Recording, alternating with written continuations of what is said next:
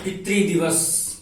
आज भारत की वह परंपरा में भारतीय परंपरा को पुनर्जागरण एवं संस्कार के उस परम दीप और परम अभिव्यक्ति का नाम पितृ दिवस है। मित्रों, पितृ दिवस का नाम है संस्कार एवं जीवन की अभिव्यक्ति।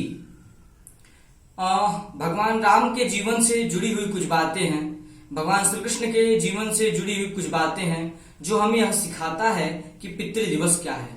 मित्रों, मैं अगर बात करूं तो जब राम बन जाने लगे, जो जगन्नाथ है, जो जगत का स्वामी है, वह राम जब जाने लगा, तब जाकर के पिता के श्री चरणों में नमन करते हुए कहते हैं कि पितु आशीष आयसु मोहि दीजे, पितु आशीष आयसु मोहि दीजे, हर्ष समय विषमंकत कीजे, हर्ष समय विषमंकत कीजे।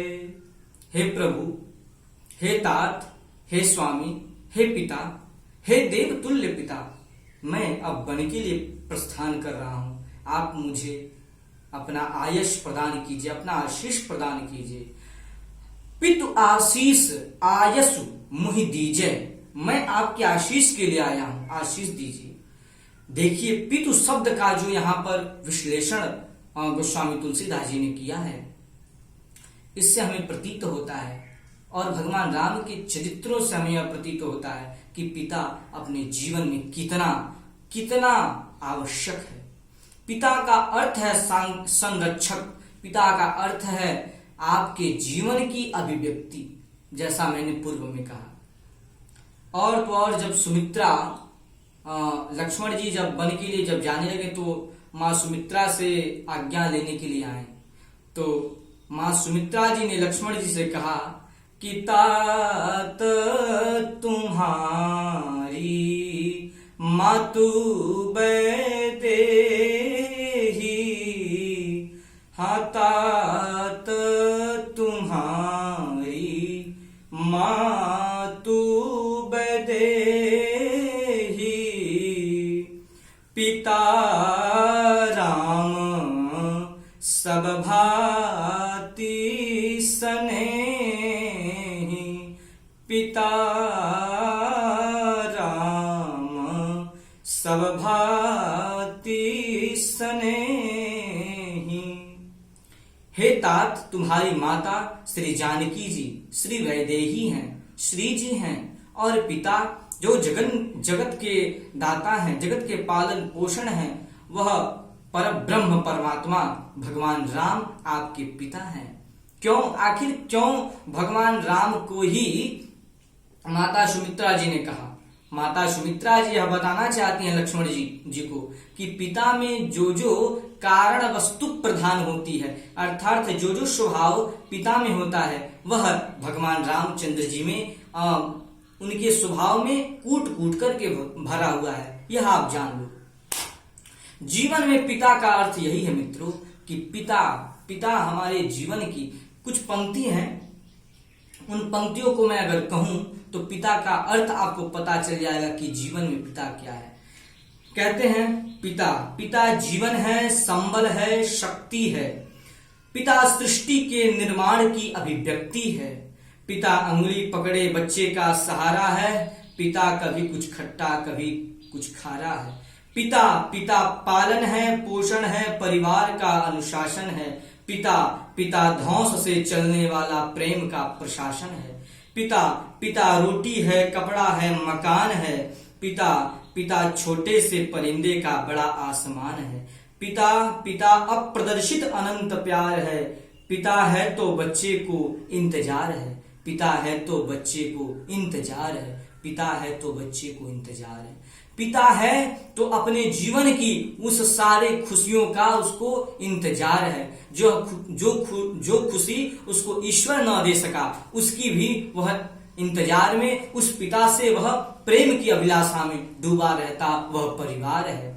पिता से ही बच्चों के ढेर सारे सपने हैं, पिता है तो बाजार के सब खिलौने अपने हैं। पिता से परिवार में प्रतिपल राग है, पिता से ही माँ की बिंदी और सुहाग है। पिता परमात्मा की जगत के प्रति आसक्ति है, पिता गृहस्थ आश्रम के उच्च स्थिति की शक्ति है। पिता अपने इच्छाओं की हनन और परिवार की प्रति मूर्ति है। पिता रक्त में दिए हुए संस्कारों की पूर्ति है। पिता एक जीवन का दान है। पिता दुनिया दिखाने का एहसान है। पिता सुरक्षा है अगर सिर पर हाथ है। पिता नहीं तो बचपन अनाथ है। मित्रों, पिता नहीं तो बचपन अनाथ है। इसका दर्द मैंने सहा है अपने जीवन में। सच आपसे बताऊं तो इसका दर्द मैंने सहा है कि पिता के न रहने पर क्या दर्द होता है। आज वह हजारों बच्चे होंगे जो पिता न रहने पर दर दर भटक रहे हैं। आगे की पंक्ति में ऐसी बात कहते हैं कि जो साक्षात ईश्वर भी उसको देखे तो नकार नहीं सकता। कहते हैं तो पिता से बड़ा तुम अपना नाम करो, पिता का अपमान नहीं पर पिता पर अभिमान करो। कहते हैं क्योंकि माँ बाप की कमी कोई काट नहीं सकता और ईश्वर भी इनके आशीषों को कभी काट नहीं सकता। ऐसे हैं पिता के आशीर्वाद और पिता की अपने जीवन में आवश्यकताएं। पिता से हमारा यह पूरा संसार है। मित्रों, अगर व्यक्ति के घर में, इंसान के घर में, परिवार में यदि पिता न हो अर्थात संरक्षक न हो तो घर वैसे ही रहता है जैसे एक बहता हुआ पानी में कोई डूब रहा है, वैसे ही पूरी परिवार डूब जाती है। कहते हैं भगवान राम कहते हैं कि हे पिता, आप मुझे आशीष दीजिए, बिना आपकी आशीष से मैं धर्म कार्य में नहीं कर सकता। धर्म को जीतने के लिए भी माता पिता का आशीर्वाद अति आवश्यक ही नहीं, अति आवश्यक। कालिदास ने जब अपना रघुवंश महाकाव्य की संरचना जब शुरू किया तो उसने तो यही लिखा, वागर्थव्य संपृक्तौ वागर्थ प्रतिपत्तये जगतः पितरौ वंदे पार्वती परमेश्वरौ। जगतः पितरौ वंदे, जो जगत के माता और पिता हैं। कौन जगत का माता है, कौन जगत का पिता है? भवानी और भगवान शिव यह जगत के पिता हैं और वह भवानी जगत की माता हैं। इनकी वंदना करके सबसे पहले इनकी वंदना से उन्होंने रघुवंश महाकाव्य का उद्धृत और उद्घाटन प्रारंभ किया। आखिर क्यों शिव को ही इन्होंने जगत का पालन और माता पिता का स्थान दिया, अस्तित्व दिया?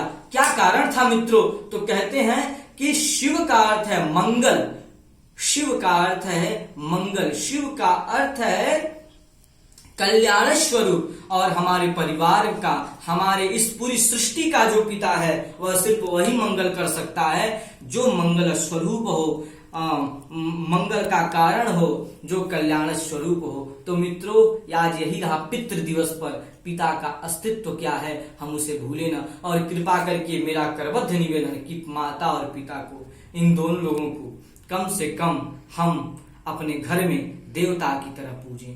कहते हैं कि विश्व में किसी भी देवता का स्थान दूजा है, पर माँ बाप का सेवा ही सबसे बड़ा पूजा है। मित्रों, यदि माँ बाप की सेवा नहीं अगर हमने की तो जीवन में करोड़ों क्या कहा जाए, करोड़ों कोटि तीर्थ यात्रा, पूजन अर्चन जितना भी हम जा सकते हैं, सिर्फ ये हिंदू धर्म के ही बारे में नहीं मैं बोल रहा हूँ, चारों धर्मों को लेकर के मैं बोल रहा हूँ। क्योंकि हमारा यह यूट्यूब चैनल राघव शरणम सर्वजन हिताय सर्वजन सुखाय की बात करता है। न किसी जाति भेद, न किसी पंथ भेद, न किसी मजहब भेद। यहाँ तो सबका साथ, सबका विकास अर्थात सबको लेकर के चलने की बात होता है।